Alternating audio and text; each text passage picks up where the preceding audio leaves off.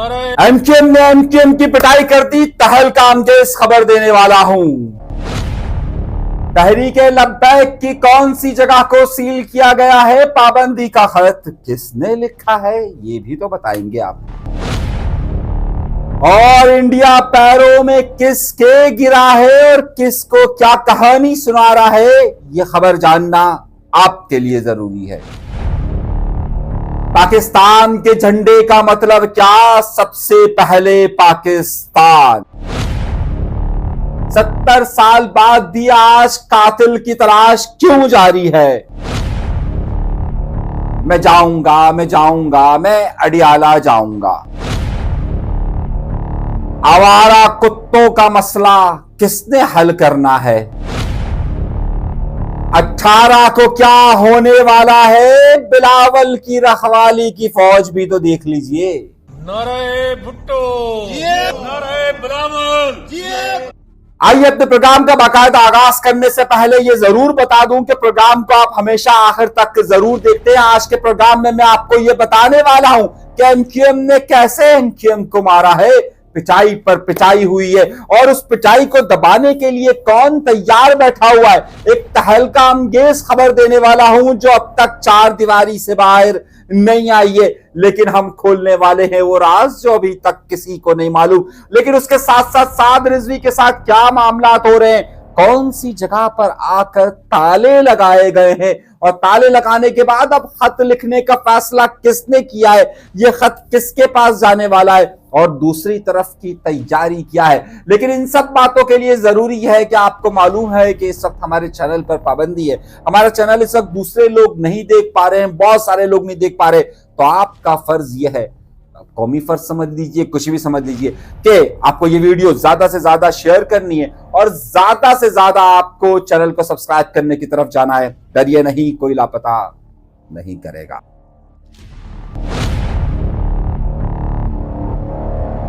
आइए अपने प्रोग्राम का बाकायदा आगाज करते हैं अपने परवरदिगार के शुक्र से। सबसे पहले है कि अहम बात वो कि जो बड़ी बड़ी बातें करते थे, लगता यूं है कि इस अप्रैल से उनके झुकने का अमल शुरू हो गया है। यह अप्रैल से उनकी बर्बादी का सिलसिला शुरू हो चुका है और इंडिया जो बहुत बड़ी बड़ी बात करता था, आज दुनिया भर से ठुकराए हुए तालिबान को अपने साथ बिठाकर यह साबित करने पर तुला हुआ है कि जैसे उससे ज्यादा उसका कोई अजीज नहीं। लेकिन दूसरी तरफ बड़ी बड़ी बातें करने वाला मोदी पैरों में गिर चुका है और इस बात का ऐलान किसी और ने नहीं किया बल्कि अमेरिकी सदर ने किया है। ट्रंप ने कहा है कि अब इंडिया रूस से कोई तेल नहीं खरीदेगा।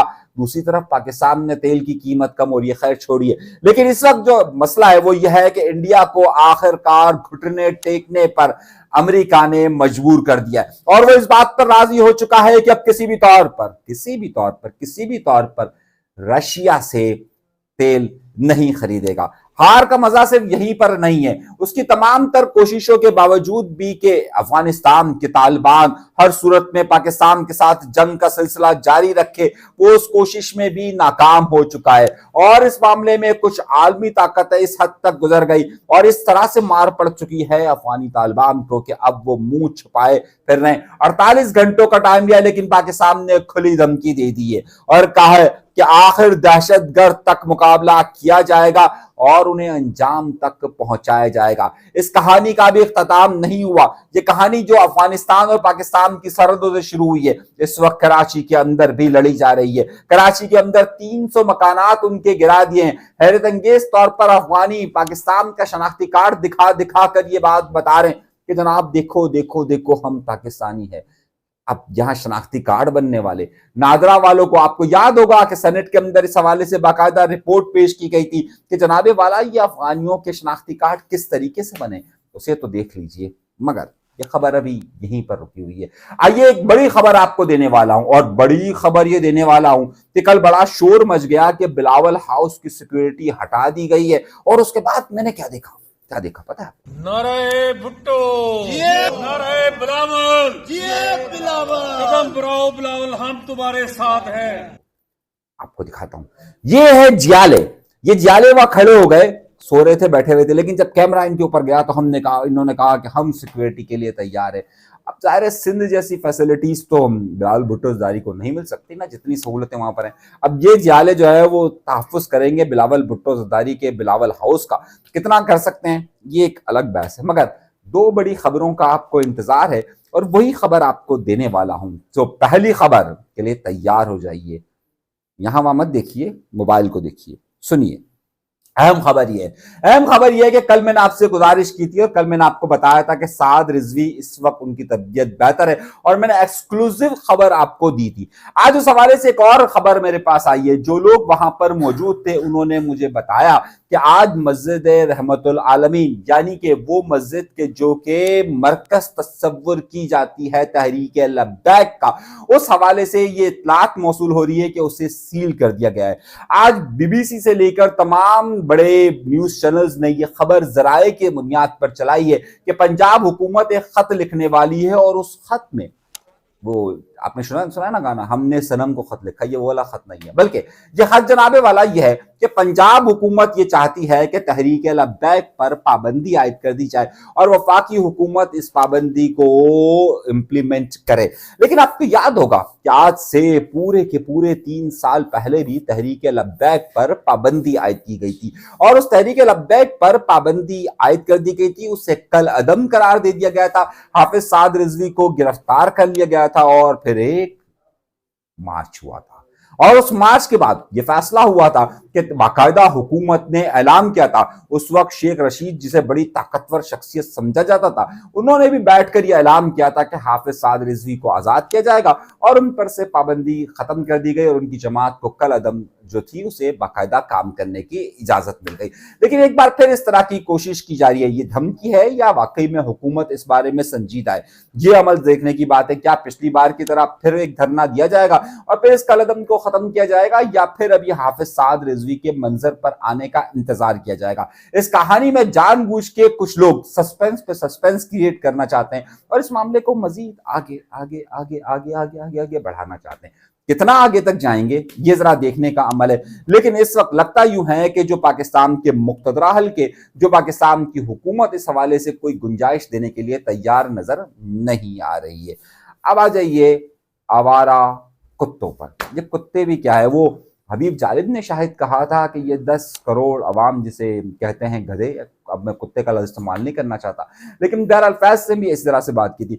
पाकिस्तान में इंसानों का ख्याल रखा ना जाए, रखे या ना रखे, लेकिन आवारा कुत्तों का जरूर ख्याल रखा जाता है। जितने भी काटे, जितने भी भौंके, उनको हमेशा इजाजत होती है कि जनाब आप जहां चाहें भौंक सकते हैं, जहां चाहें काट सकते हैं। और इस बारे में आज इस्लामाबाद हाईकोर्ट में बाकायदा बहुत बड़ी समाअत हुई।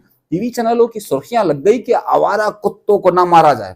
सोचिए आप, आवारा कुत्तों को ना मारा जाए, ये एक बात जाकर कोई पंजाब में सीटीडी को बता देता या फिर जो है वो सरहदों पे बता देता कि जनाब ये जो आवारा लोग घूम रहे हैं, जिसे आप क्या तालिबान कहते हैं, पता नहीं क्या कहते हैं, उसको इस तरह से ना मारे। अच्छा हुआ ये लोग भी उधर इस्लामाबाद नहीं चले गए, वरना इनको भी कहा जाता कि इनको ना मारे। चलिए खैर, अगली खबर की तरफ चलते हैं और अब दे रहा हूं आपको वो खबर जिसका आपको इंतजार है। और वो खबर है एमक्यूएम ने एमक्यूएम को थप्पड़ मार दिया और वाकई में थप्पड़ मारा है। आइए अपने कैमरे को जूम कीजिए और जूम करके कराची के नक्शे पर जाइए और कराची के नक्शे को मजीद जूम करते हुए आप चले जाइए लियाकताबाद, लालू खेत। लियाकताबाद में एक वाकया होता है और लियाकताबाद में आप सोचिए एमक्यूएम का ज्वाइंट इंचार्ज बाकायदा एमक्यूएम के कारकुन को रोकता है और फिर दे धनाधन पिटाई कर देता है।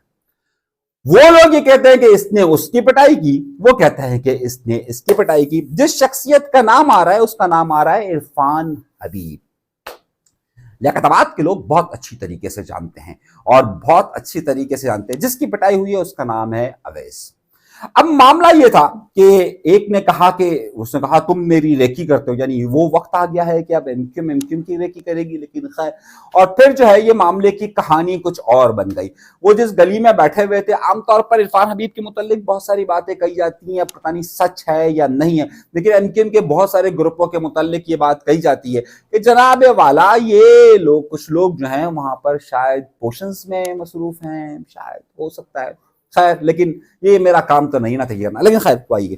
ये एक और बड़ा कैरेक्टर था इनके साथ, शाह शाह शाह शाह कहते हैं, नाम पूरा मैं जानबूझ कर नहीं ले रहा, तो ये आप समझिए किसी की इज्जत रख रहा हूं। लेकिन ये वाकया हुआ ये कि वहां पर ये लोग बैठे हुए थे, तो वहां पर एक साहब अवैस नाम के साहब आते हैं, वहां से गुजरते हैं, उनको रोका जाता है, तुम मेरी रेकी कर रहे हो, और ये मामला फिर बढ़ता है और फिर हाथापाई तक जाता है। अब वहां का है यूनिट इंचार्ज, आप समझ लीजिए जिसे हिमायो कहा जाता है, एक है हमारे भी हिमायो भाई, वो यूं मुझे को ताव देते हैं, आजकल उन्हें भी जवान बनने का शौक है, वो है दूसरे वाले हिमायो भाई, ये है दूसरे है हिमायो, ये हिमायो वो हिमायो भाई है, वो हिमायो भाई बहुत बड़े भाई हैं, तो ये अच्छा खैर। अब वो हिमायो साहब जो हैं, वो जिन हिमायो भाई की बात कर रहा हूँ वो ये नहीं है, ये वो दूसरे वाले हिमायो भाई है। खैर वो हिमायो जो है वो लेकर जाते हैं जनाब, और उनको फारूक सत्तार साहब के सामने, फारूक भाई जुल्म हो गया, सितम हो गया। और वह कहते हैं क्या हुआ, ये मुबैना तौर पर कहा जा रहा है, कहानी इसी तरीके से बताई जा रही है, लफ्ज इस्तेमाल कर रहा हूं मुबैना तौर पर। बोला क्या हुआ, बोला भाई देखे जुल्म हो गया, मारा। बोला किसने मारा, बोला बोले तो पीएसपी के नहीं है। तो अब वहां से मामला कहानी कुछ और बन जाती है, पीएसपी वर्सेस एमक्यू मुझे बोलता ऐसा करो कौन देखेगा, बोला फुरकान तैयब को दे दो, अनीस भाई तो आ नहीं रहे, फुरकान तैयब को दे दो ये मसला।